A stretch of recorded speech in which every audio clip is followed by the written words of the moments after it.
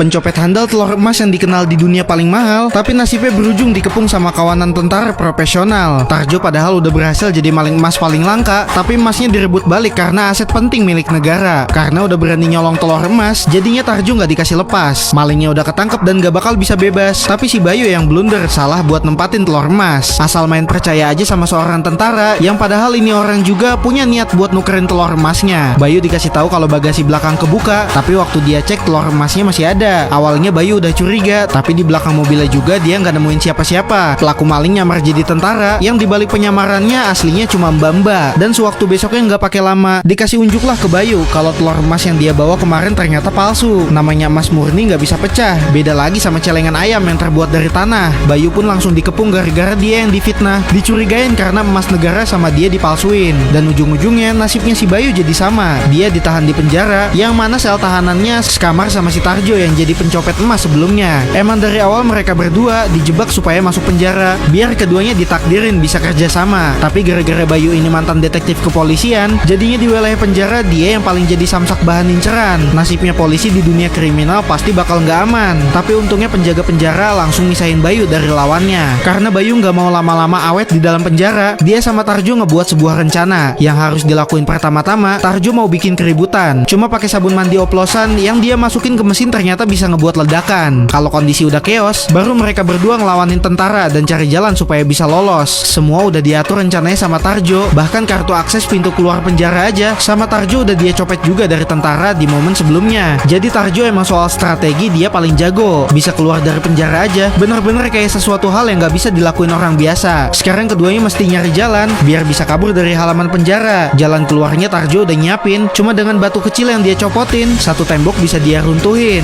Tapi yang jadi masalah, kalau misalkan keduanya jatuh ke bawah, bisa-bisa langsung login ke akhirat. Penjaga penjara semuanya ngejar mereka berdua, yang sekarang lagi ngetes doa ibu. Lewatin pinggiran jurang, yang kalau kepleset dikit auto beda alam. Gimana kelanjutannya di part selanjutnya?